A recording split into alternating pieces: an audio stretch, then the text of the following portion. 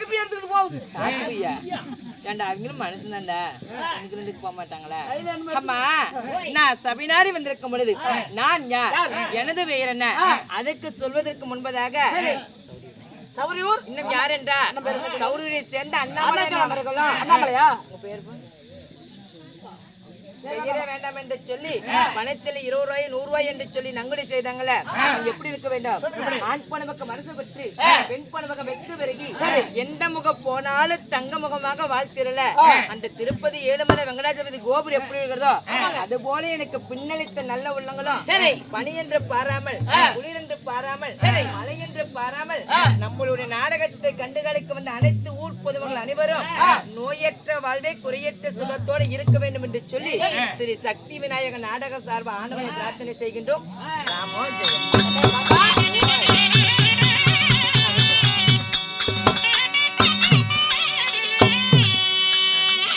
நாடகம் ஒன்று பெயர் 3. ஆமாடி இந்த நாடகத்துல முதல் பெண் வேடம் தரித்து வந்திருக்கீங்க. பேர் என்ன தாய்? அப்படியா?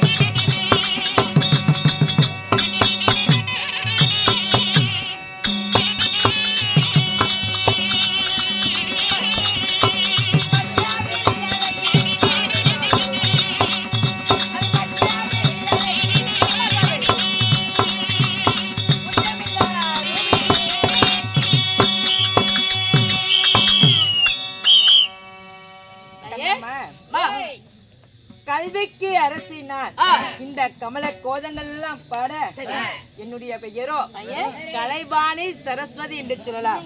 கலைவாணி சரஸ்வதி அம்மா. உண்மைதான் அம்மா. இந்த கல்விக்கெல்லாம் அரசி என்று சொன்ன அல்லவா? எப்படி தெரியுமா? சொல்லுமா. இந்த உலகத்திலே ஒரு குழந்தையாகப்பட்டது சின்ன சிறு குழந்தையாக இருந்தாலும் பல வயதுகள் வாழ்ந்து முடிந்த பாட்டிமார்கள் இருந்தாலும் அம்மா என்று சொல்ல வேண்டும் என்று சொன்னா இந்த கலைவாணியாக வட்டவன் நாவில் குடியிருந்தா மட்டும்தான் அம்மா என்று சொல்லக்கூடிய அச்சரமே வரும். 1 வயது 1.5 வயது ஆனதுக்கு அப்புறம் அம்மா அப்பா அத்தை தாத்தா பாட்டி அப்படின்னு சொல்லி ஒவ்வொரு வார்த்தையை சொல்லி கொடுக்குறோம். சொல்லி கொடுக்குற வார்த்தை அந்த குழந்தை சொல்லணும்னா அதுக்கு உன்னுடைய அருள் வேணும். இந்த கலைவாணியாக வட்டவன் உன் நாவில் வந்து அமர்ந்தா மட்டுமே அம்மா என்ற அச்சரம் நாட்டு மக்களுக்கு பேசக்கூடிய சக்தி கொடுக்கிறது உன்னுடைய வேலை. அப்படி பேச சக்தி கொடுக்கக்கூடிய கலைவாணி சரஸ்வதி உன் பேர் இருந்தாலும் நீ யாருக்கு மகளா பிறந்த? அம்மா இந்த கலைவாணி சரஸ்வதியாக இருந்துட்டாலும் நான் எப்படி ஜனனமானேன் தெரியுமா? வெடி வெடி கலகட்டும் இப்படி வெடி வெடிய கலகலன்னு கேப்பூடாத பேசுறேன். இவ்வளவு சுறுசுறுப்பா பேசுறதுக்கு காரணம் நீதான். நீ வந்து என் நாக்கில உட்காரணும்னா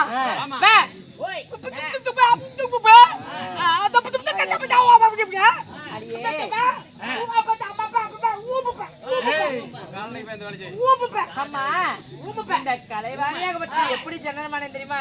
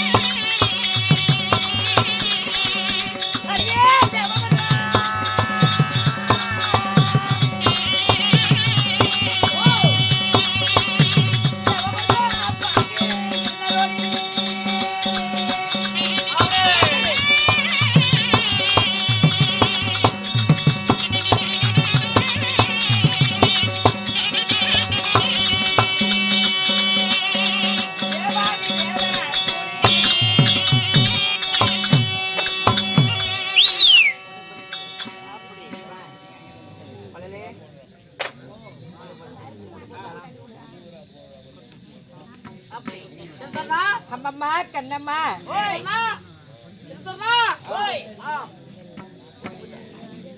அம்மா நான் எப்படி ஜனனமானேன் தெரியுமா? எப்படிமா பிறந்த? தேவாதி தேவர்களெல்லாம் ஒன்று கூடி ஒரு தேவ அமிர்தம் கிடந்தார்களாம். அந்த தேவ அமிர்தமாகப்பட்டது எப்படி கிடந்தது தெரியுமா? பார்க்கடலை பாண்டமாக வைத்து மந்திரங்களை மலையை மத்தாக நிறுத்தி சந்திரனை தூணாக நிறுத்தி தேவர்கள் ஒரு புறமும் அசுரர்கள் ஒரு புறமும் தேவ அமிர்தம் கிடந்தார்களா? அம்மா அவ்வாறு தேவ அமிர்தம் கிடையும் தருவாயில் முதலாக யார் பிறந்தா தெரியுமா? அடியே முந்தி பிறந்தவளா மூதேவி. இங்க ஒண்ணு கிடக்குது, அங்க செவத்தோர ஒரு 7 10 கிடக்குது. அம்மா அது பூரா மூதேவியா இருக்கும். மூதேவி என்று சொன்னல்லவா? ஆமா. எவ்வளவு ஆசையா கூத்து பார்க்கணும் முன்னாடி உட்கார்ந்தாங்க. ஆமாங்க, பெரிய ஜம்காலமா ஆயா வந்து கண்ணு மேல உட்காந்துக்கிட்டாடி சாகி போயிட்டாரு. அடியே மூதேவி வருந்த வருவாளா ஒருத்தி, வருந்தாதிருப்பின் வருவாளா மற்றொருத்தி என்று சொல்வதை போல தூக்கத்தையே மூதேவி என்று சொல்கிறோம். மூதேவின்னு சொல்றோம். உண்மைதான். இரண்டாவதாக சிறுத்தை முதல்ல சிறுதேவி பிறந்தாலாம். இந்த பாப்பா தான் இது சிறுதேவி. மணி 12 நாள் எப்படி முடிச்சிட்டு பாக்கு. இந்த குழந்தை பேர் எவ்வளவு அழகா இருக்குது. ஆமா, ஒரு சிரித்த முகத்தோட இருக்குது.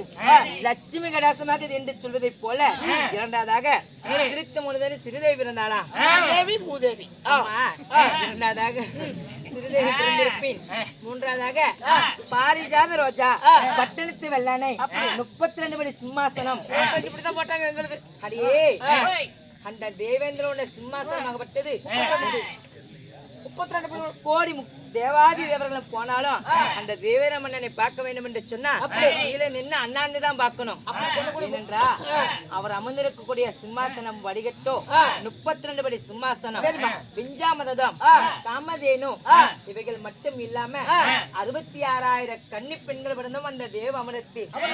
அம்மா அப்படி 66,000 கன்னி பெண்கள் விருந்திருக்கும் தருவாயில் இந்த கலைவாணி சரஸ்வதி என்ற மங்கையாக வட்டவர் அந்த தேவ அமிர்தத்தில் எப்படி ஜனனம் அடைந்து அடியே அந்த தேவ அமிர்தத்தில் ஒரு வெள்ளை தாமரை தடாகத்தில் வீணையோடு பிறந்தபடியா எனக்கு தட்டு வீணை பிறந்தபடியா எனக்கு தட்டுவாணி என்று மற்றொரு பெயர்.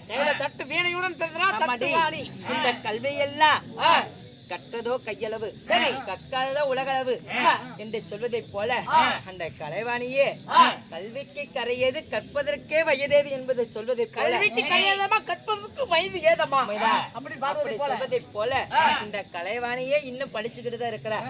அப்படி என்று சொல்வதை போல வெள்ளை தாமரை தடாகத்தில் வீணை வாசிப்பது போல தட்டி வினையால் கொண்டு இந்த தேவமிருத்தில் இந்த கலைவாணி சரஸ்வதியாகப்பட்டவர் ஜனனமானே. இவ்வாறு தேவமிருத்தில் நான் பிறந்திருந்தாலும் 16 நிறந்த தக்க பருவமங்கை ஆனவுடன் காலகாலத்தில் எனக்கு திருமணமானது. என்ன நினைச்சா பாப்பா? திருமணம் முடித்த உன் கணவர் யார் தாயி? அவருடைய எந்த பேரு? நாட்டு சாதாரண ஆளா? ஒரு நாடாள கூட மன்னனா தேவரா இருக்கிறா? அப்படியா? இல்லை, யாருக்கு சொன்னா விளக்கம். அப்படியா? நான் மலையிட்ட மன்னனா தெரியுமா? செவி கொடுத்து அமர்ந்திருக்க வேண்டும்.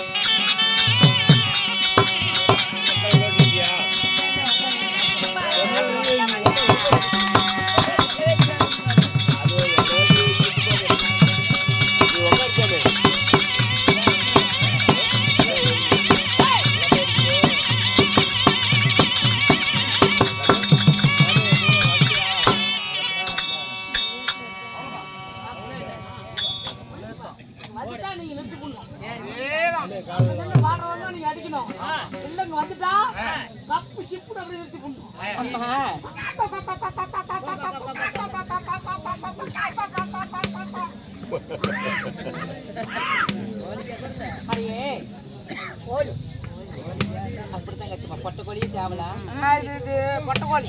அம்மா சாவடு சாவடு. நான் மாலையிட்ட மன்னனா தெரியுமா? யார்த்தை? எந்த நாட்டை ஆண்டு வரேன் தெரியுமா? அடியோ ஆ, சத்தியலோகம் எங்களுடைய நாடு. ஆஹா, இந்த சத்தியலோகத்தை பொறுப்பிடமாக ஆண்டு வரக்கூடிய ஆ, என்னுடைய கணவருடைய பெயரோ அம்மா ஆ, சதுர்முகம் கொண்ட ஆ. பிரம்மதேவ மன்னரடி. உங்கள்ட்ட பிரம்மதேவன் உன்னை கணவர். ஆமாடி. சேட்டை. இப்படி சதுர்முகம் கொண்ட பிரம்மதேவ மன்னனை மாலையிட்டு இருந்தாலும் ஆ. இந்த சத்தியலோகத்தில் வாழ்ந்திருந்தாலும் இருவரை சேர்ந்து பஞ்சனிலே சுகசேமத்தோடு இருக்க தருவாயில் ஆ. உங்களுக்கு எத்தனை குழந்தைகள் தெரியுமா? அம்மா எங்களுக்கே 3 குழந்தைகள். யாருமா? யாரா தெரியுமா? ஆ. தக்கன், ஆ. தரணி, தரணி, நாரதன் என்று சொல்லக்கூடிய ஆ. 3 குழந்தைகளை பெற்றெடுத்து சரிம்மா. இந்த சத்தியலோகத்தில் எந்த ஒரு குறைபாடும் இல்லாமல் வாழ்ந்திருக்கும் தருவாயில் சரி. அடியே கண்ணம்மா ஆ, என்ன தேடி ஓடோடி வந்திருக்கேன். என்னடி காரணம்? என்னாச்சு? மணல் மேல கிடக்குதா? அர்ஜுன்னா உடுப்பா பாவம் எது நோம்பில போய் முன்ன பண்ணுங்க ஊச்சார் அப்படி. ஆ, அம்மா இவை அனைத்தும் என்னுடைய வாழ்க்கையில் நடந்து முடிந்த கதை. சேட்டை. இருப்பினும் ஆ, என்ன தேடி ஓடோடி வந்திருக்கீங்க. உன் கணவரு, உன் கணவரு, அம்மா, உன் கணவரு, புரிச்சுது. உன் கணவரு, ஏன் புரிச்சு? அம்மாவை புரிச்சு, உன் கணவரு உன்னை கூப்பிட்டுக்கிறாரு. குருமா, குருமா, குருமா. அப்படி இல்லடி கணவரை அழைத்தாரா? புரிச்சுது. அவன் எப்படி வளர்க்க தெரியுமா? வா. சாமி பிராணபதி.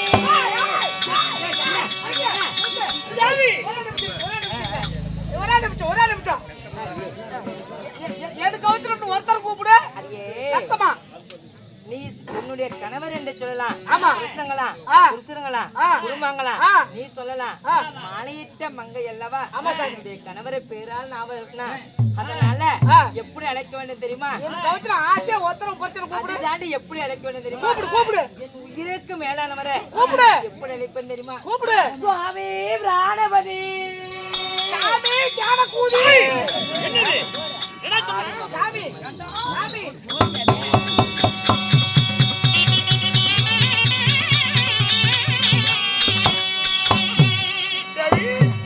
என் சத்தியலோகத்து மன்னா. ஓ மன்னவ சொல்லுவே.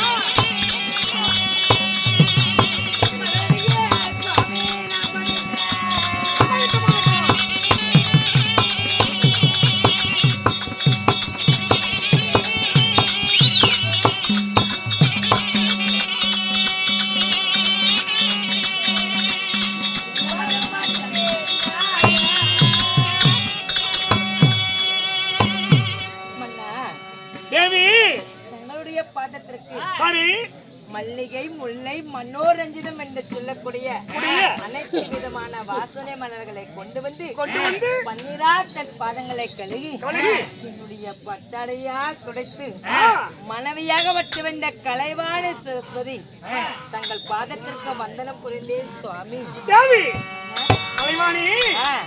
என்னுடைய பாதங்களை நீ பணிந்த அல்லவா? நீ எப்படி எல்லாம் வாழ வேண்டும் தெரியுமா? வாடி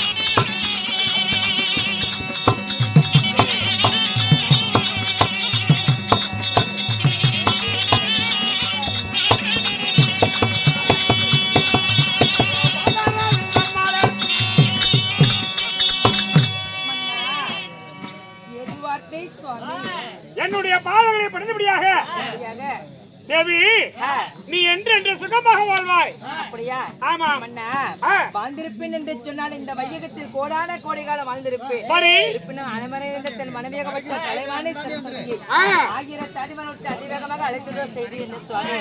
தேவி மன்னா, இந்த தினமாக உனக்கு இதற்காக நிச்சயம் தெரியுமா? எதிர்பார்த்து மன்னா, நான் பிண்ட பிடிக்க போக வேண்டும். அப்படியா? அதனால இந்த உலகத்தில் மும்மூர்த்தி தேவர்கள் இருந்தாலும் இந்த மும்மூர்த்தி தேவர்கள் இருக்கும் தருவாயில் தாங்களாக வட்டவர் இந்த உலகத்துக்கெல்லாம் பின்னவடிக்க செல்ல வேண்டும். இல்லாவிட்டால் இந்த உலகமே பிரபஞ்சமே அமைஞ்சு வந்து சுவாமி. நல்ல உலக மக்கள் எதிர்பார்த்து கொண்டிருப்பாங்க. அதனால மக்கள் குறித்து இருப்பதற்காக வேண்டி நான் பிண்டம் பிடிக்க போக வேண்டும். நான் புறப்படுகிறேன். தேவி, இங்க பிண்டம் பிடிக்க செல்வதாக இருந்தாலும் என்னிடம் ஒரு வார்த்தை சொல்லவிட்டு போலாம் என்று சொன்னீங்க. அதுக்கு நான் என்ன உரைக்கிறேன் தெரியுமா? என்ன?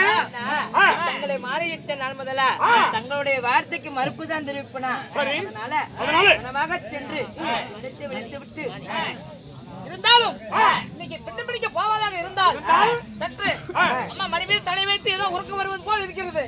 சற்று ஆகாசமாக இருந்து விட்டு போலான்னு சொல்றீங்க. தங்களை திருமணம் செய்து என்ன சுவாமி இத கண்டேன். அதனால திருமணம் செய்து நாள் முதலாக அரண்மனைக்கு வருவீங்க. வருவது மனைவி கலைவாணி என்று அழைப்பது சரி. தண்ணி கூட குடிக்கிறது இல்ல. அதனால நான் உலகத்தை காப்பதற்காக பிண்டமடிக்க போறேன் என்று சொன்னா சுவாமி திருமணம் செய்கிறோம். அதனால நானும் ஒரு பெண் தானே. உனக்கு என்னடி குறை? அப்படியா? இருந்தாலும் இந்த பஞ்சான மெத்தையில இது நேரம் கழித்து விட்டு போங்க சுவாமி. சற்று நேரம் இரவுல படுத்து நித்திரை செய்து போனால் என் மனமாவிட குடிஞ்சு விடும். வருவதும் போவதும் இருப்பீர்களா சாமி? ஓரிரு என்று சற்று நேரம் மடிமேல் படுத்து தெரியாது விட்டு போங்க சொல்கிறாய். இதான் என்னுடைய ஆசையா? சுவாமி அமரு. யாருங்க? அமருங்க. அப்படியா? அண்ணா இதோ பஞ்சானை மெத்தை நான் அமருகிறேன். உங்கள் திறமாகப்பட்டது என்னுடைய மடிமேல் வைங்க சுவாமி. அம்மா மடி மீது வைத்து சற்று உல்லாசமா இருந்து விட்டு பிறகு பிண்டு பிடிக்க போங்க. அண்ணா பிடிங்க. அப்படி எங்க வீட்டு வழியா போனா பொண்டாட்டி கூட பிடிச்சி விட்டுவாங்க. கூட்டையை பிடிக்கிறது ஓட்டுப்பட்டி ஓட்டுப்பட்டி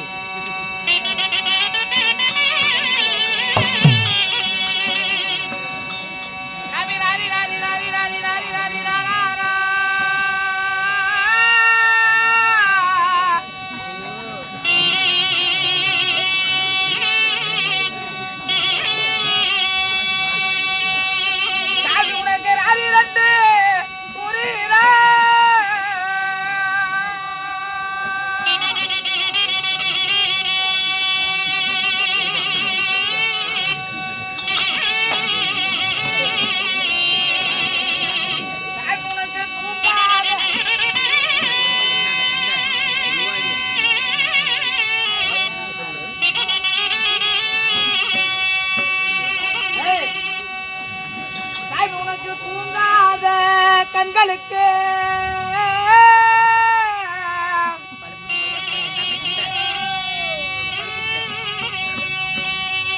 ஒரு துரும்பு கொண்டு நாம எழுதி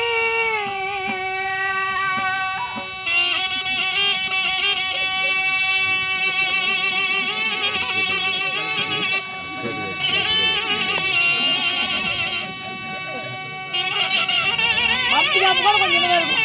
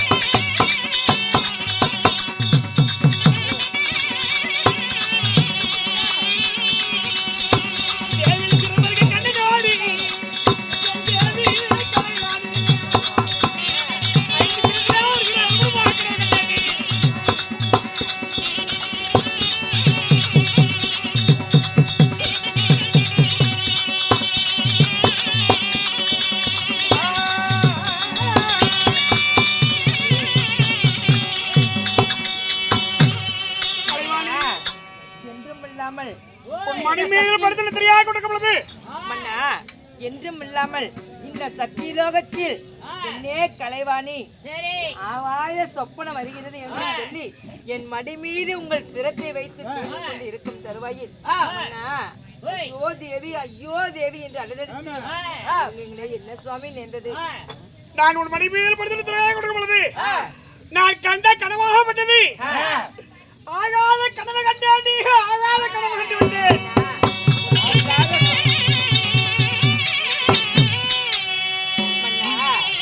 ஒரு பொல்லாத சொப்பனம் கொண்டு கண்டேன் என்று சொல்றீங்கல்ல, உண்மைதான். என்ன சுவாமி சொப்பனம் கண்டீங்க? எனக்கு இருப்பதோ 5 சிரமாகப்பட்டது. உலகறிந்த விஷயம், தங்களுக்கோ 5 சிரம். 5 சிரத்திலே ஒரு சிரம் அறுபடுவது போல்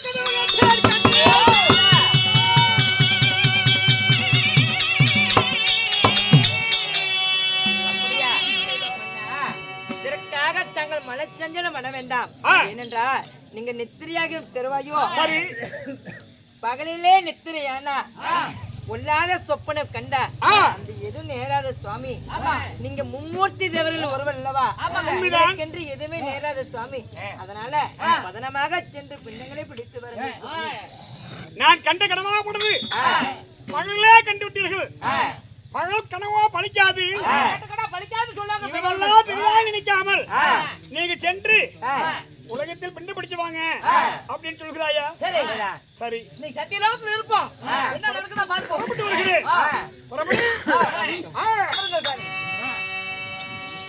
அறிஞர்களே, 5 சதுர்முகம் படைத்த பிரம்மதாவை இதோ தினந்தோறும் பெண்டு பிடிக்க நான் போறேன் அப்படின்னு சொல்லி புறப்படும் போது இன்னைக்கு ஏதோ சற்று உன் மடி மீது தலை வைத்து ஆகாசமா உல்லாசமா இருக்கிறோன்னு சொல்லி அப்படி படுத்து உறங்கி உல்லாசமாக இருக்கும் பொழுது இதோ பொல்லாத கனவு காண்கிறார் பிரம்மதேவை. அவருக்கு இருப்பதோ 5 சிரம். அந்த 5 சிரத்திலே சர்மசிரம் அறுபடுவது போல் ஒரு சிரம் அறுபடுவது போல் கனவு கண்டன்னு சொல்லி கலைவாணி சரஸ்வதியிடம் சொல்லி அழுது புலம்பிக் கொண்டு இப்ப இருவரும் சத்திய லோகத்துல இருக்கிறாங்க. இந்த கதை எப்படி இருக்க? ஒரு மண்டலத்திலே வாழ்ந்திருக்கூடிய பூர்வாச மகா முனிவர் சபித்து வரவதங்க.